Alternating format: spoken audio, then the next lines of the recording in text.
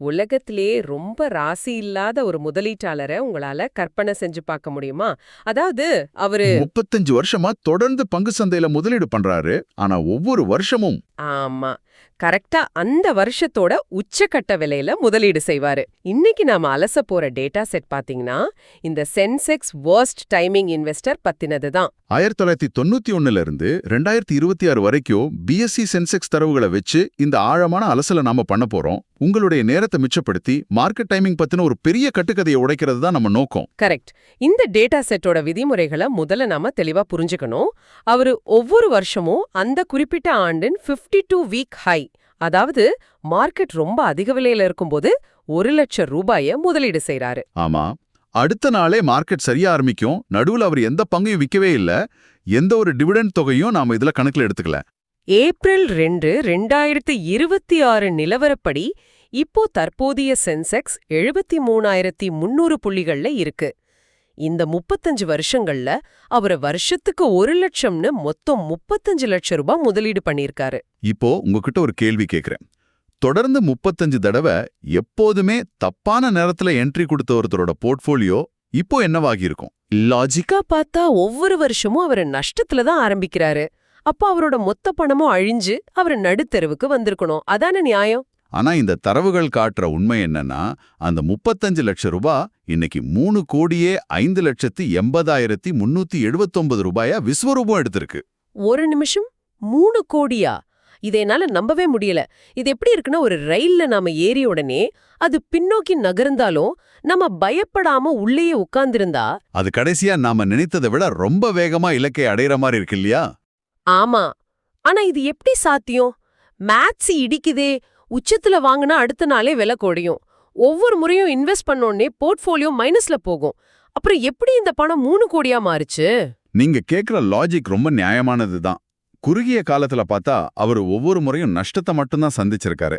ஆனா நாம இங்க மார்க்கெட்டோட ஷார்ட் டேர்ம் விலையை மட்டும்தான் பாக்குறோம். ஓகே, வேற எதை பார்க்கணும்னு சொல்றீங்க? பங்குச் சந்தை அப்படிங்கிறது வெறும் எண்களோட ஏற்ற இறக்கும் கிடையாது. சென்செக்ஸ் அப்படிங்கிறது இந்தியாவோட தலைசிறந்த 30 கம்பெனிகளோட ஒரு தொகுப்பு. நீங்க உச்சக்கட்ட விலையில பணத்தை போட்டாலும் நீங்க வாங்குனது அந்த கம்பெனிகளோட பிசினஸ் தான். அதாவது கம்பெனி பிசினஸ் தொடர்ந்து நடக்குதுன்னு சொல்றீங்க. எக்ஸாக்ட்லி. ஒரு மார்க்கெட் கிராஷ் ஆகும்போது கம்பெனிகளோட ஷேர் விலை குறையலாம். ஆனா அந்த கம்பெனிகள் பிசினஸ் பண்றதை நிறுத்துறது கிடையாது. அவங்க தொடர்ந்து லாபம் சம்பாதிக்கிறாங்க. அந்த லாபம் வளர வளர அது நீண்ட காலத்துல உங்க முதலீட்டோட விலையை தானாவே மேல கொண்டு வந்துடும். ஓஹோ, அதனாலதான் வாங்குற நேரத்தை விட அந்த முதலீட்டை எவ்வளவு காலம் நாம அப்படியே வச்சிருக்கோம் அப்படிங்கிறது ரொம்ப முக்கியம்னு சொல்றீங்க. ஆமா, காம்பவுண்டிங் அப்படிங்கிறது இதுதான்.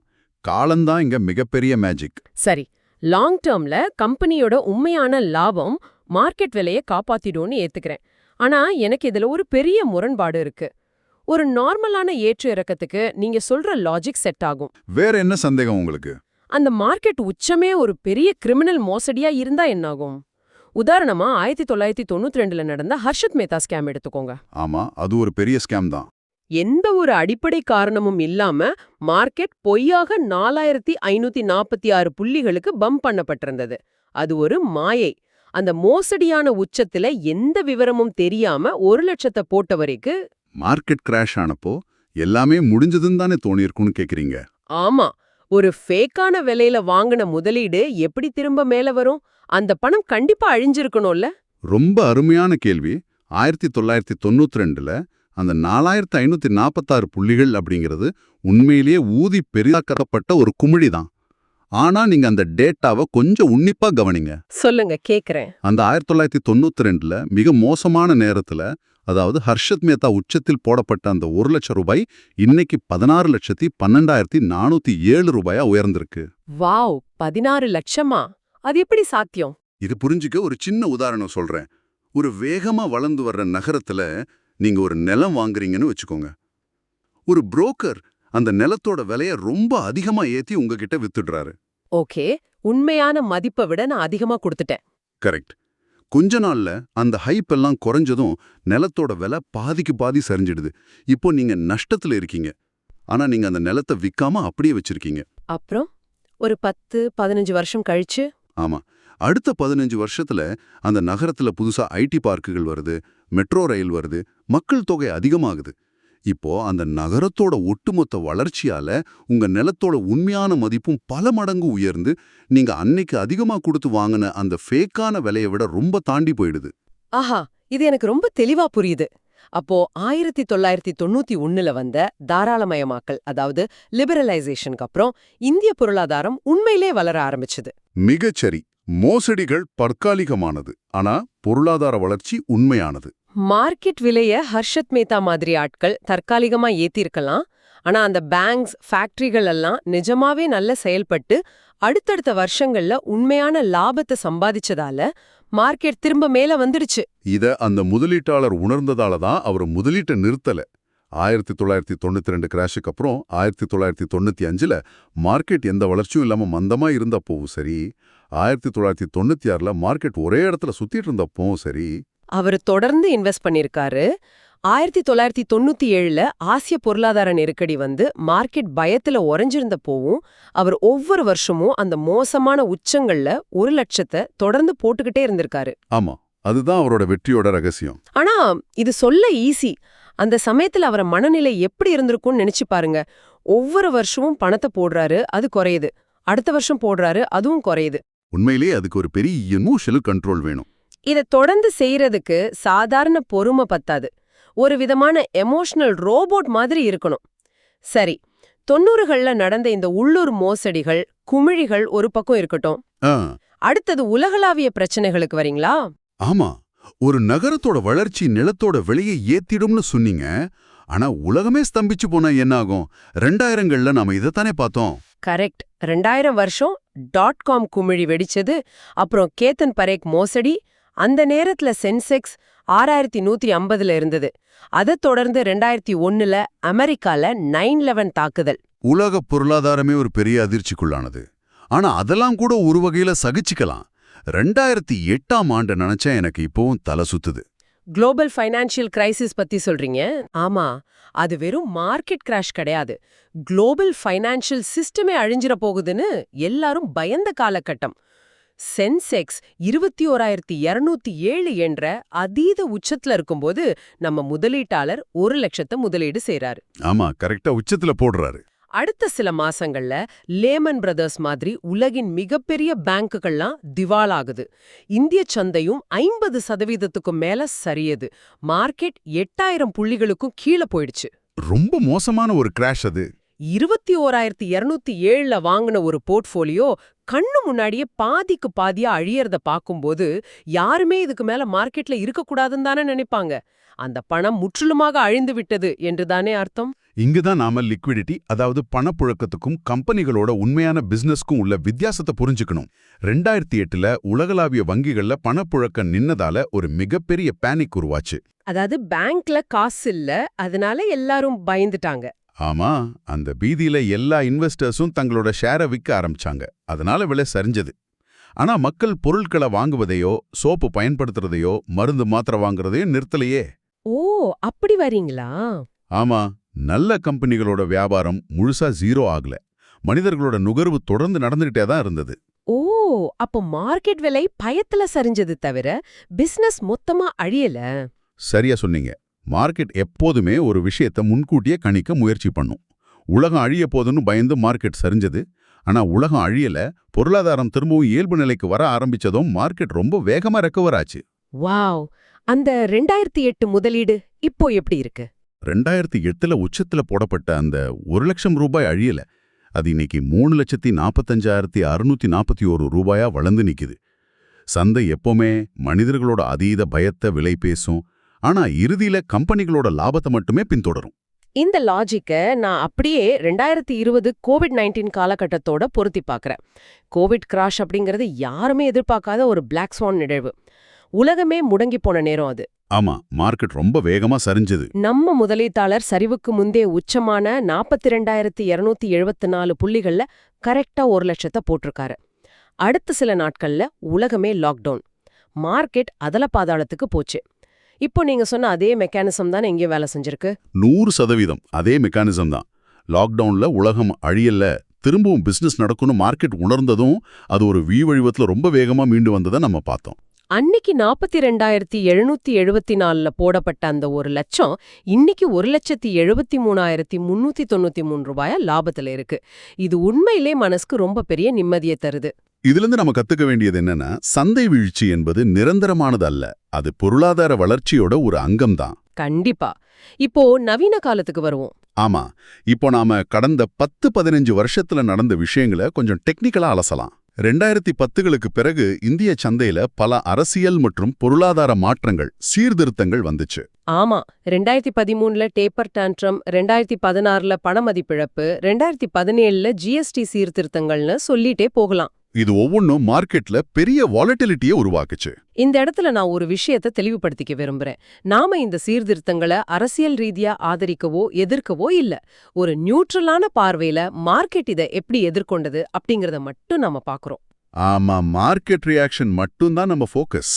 இந்த ஒவ்வொரு நிகழ்வும் மார்க்கெட்ட சில மாதங்களுக்கு ஆட்டம் காண வச்சது உண்மைதான். ஆனா இப்போ எனக்கு ஒரு முக்கியமான முரண்பாடு தோணுது. இதுக்கு நீங்க ஒரு தெளிவான விளக்கம் கொடுக்கணும். சொல்லுங்க, என்ன சந்தேகம்? நாம தற்போதைய நிலவரப்படி, அதாவது ஏப்ரல் 2026ல இருக்கோம். 2024 மற்றும் 2025 ஆண்டுகள்ல மார்க்கெட் ஒரு மிகப்பெரிய புல் ரன்ல இருந்துச்சு. சென்செக்ஸ் 85,978 என்ற புதிய உச்சத்தை தொட்டிருக்கு. ஆமா, நம்ம முதலீட்டாளர் வழக்கம் போல அந்த உச்சத்திலையும் தலா 1,00,000 முதலீடு செஞ்சிருக்காரு. கரெக்ட். ஆனா சமீபத்துல நடந்த குளோபல் டாரிஃப் மற்றும் வட்டி வீத மாற்றங்கள்னால இப்போ சென்செக்ஸ் 73,300க்கு சரிந்து விட்டது. அதாவது 2024-25ல அவர் போட்ட பணம் இப்போ 85,254 ரூபீஸா நஷ்டத்துல இருக்கு. கடந்த 2-3 வருஷம் முதலீடுகள் 10 முதல் 15% வரைக்கும் நஷ்டத்துல இருக்கு. ஆமா, இப்படி சமீபத்திய முதலீடுகள் பல ஆயிரங்கள் நஷ்டத்துல இருந்தும் எப்படி அவரோட ஒட்டுமொத்த போர்ட்ஃபோலியோ மதிப்பு 3 கோடியை தாண்டி நிக்குது. ஒரு பக்கம் நஷ்டம் ஆகுது, ஆனா டோட்டல் வேல்யூ மட்டும் குறையாம இருக்கே, இது எப்படி சாத்தியம்? இதுதான் போர்ட்ஃபோலியோ வெயிட்டிங் மற்றும் நீண்டகால காம்பவுண்டிங்கோட உண்மையான மேஜிக். இதை நான் உங்களுக்கு சிம்பிளா உடைச்சு சொல்றேன். சொல்லுங்க. ஒரு மரத்தை கற்பனை பண்ணிக்கோங்க. அதோட அடிமரம் ரொம்ப பெருசா பலமா இருக்கும். அதிலிருந்து புதுசா முளைக்கிற சின்ன கிளைகள் வீக்கா இருக்கும். உங்க போர்ட்ஃபோலியோல இருக்கிற ஆரம்பகால முதலீடுகள் தான் அந்த அடிமரம். ஓ, 1991-92ல போடப்பட்ட பணம் சொல்றீங்க. ஆமா, அந்த பணம் இன்னைக்கு பல மடங்கு பெருசா இருக்கு. உதாரணமா 2004ல அவர் போட்ட 1,00,000 இன்னைக்கு 10 லட்சமா மாறி இருக்கு. இந்த பழைய முதலீடுகள்லாம் பல 100,000% லாபத்துல உட்கார்ந்துகிட்டு உங்க போர்ட்ஃபோலியோல ஒரு பிரம்மாண்டமான வெயிட்டேஜை ஆக்கிரமிச்சிருக்கு. ஓஹோ, அப்போ பழைய முதலீடுகளோட சைஸ் ரொம்ப பெருசா இருக்கிறதால புது முதலீடுகளோட நஷ்டம் அதை பாதிக்கல. எக்ஸாக்ட்லி. அந்த பழைய முதலீடுகள் உருவாக்குற லாபம் பல லட்சங்கள்ல இருக்கு. ஆனா 2024-25ல நீங்க போட்டது வெறும் 1,00,000. அதுல வர்ற 15% நஷ்டங்கிறது வெறும் 15,000 ரூபாய் மட்டும்தான். இப்ப புரியுது.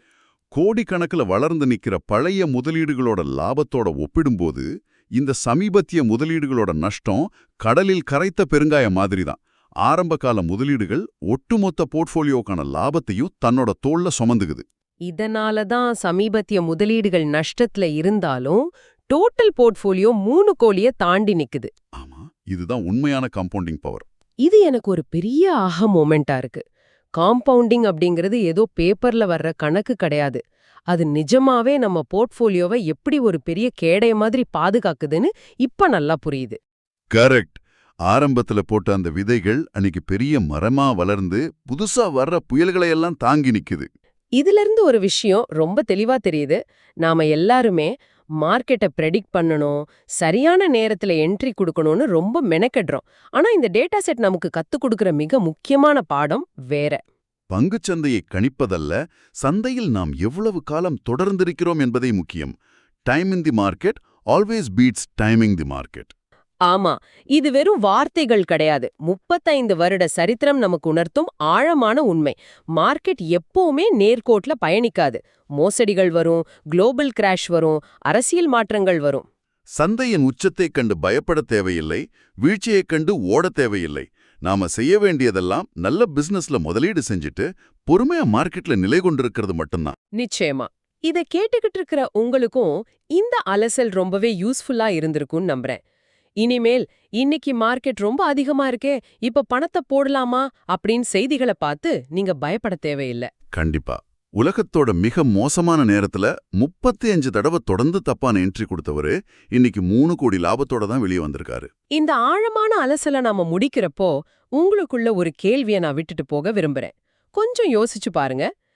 எந்த ஒரு சரியான நேரத்தையும் அறியாம, மார்க்கெட் பத்தின எந்த நாலேஜும் இல்லாம, ஒவ்வொரு வருஷமும் மிக மோசமான நேரத்துல மட்டும் பணத்தை போட்டவரே 3 கோடியே சம்பாதிச்சிருக்காரு. ஆனா நாம என்ன பண்றோம்? தினமும் பிசினஸ் சேனல்ஸ் பார்க்கறோம், சார்ட்ஸ் அலசுறோம், குளோபல் நியூஸ் படிக்கிறோம், எப்போ மார்க்கெட் விழும், எப்போ என்ட்ரி கொடுக்கலாம் அப்படின்னு அந்த பொன்னான நேரத்தை தேடி நம்ம மன அமைதிய, நிம்மதிய நாம இழக்கிறோம். இது எந்த விதத்துல நியாயம்? ஒரு துரதிருஷ்டவசமான முதலீட்டாளரே இவ்வளவு செல்வத்தை சேர்த்திருக்காருன்னா, சரியான நேரத்தை தேடி அலையாம, மாதா மாதம் ஒரு குறிப்பிட்ட தொகைய ஆட்டோமேட்டிக்கா முதலீடு செய்யற ஒரு சாதாரண சிப், அதாவது எஸ்ஐபி முறைய தொடர்ந்து செஞ்சா எந்தவித டென்ஷனும் இல்லாம, அது இதைவிட எத்தனை பல கோடிகளை உங்க வாழ்க்கையில சாதாரணமா நிகழ்த்தியிருக்கும். இந்த மார்க்கெட் டைமிங் மாயைய விட்டுட்டு அமைதியா முதலீடு செய்யறத பத்தி கொஞ்சம் சிந்தித்து பாருங்க.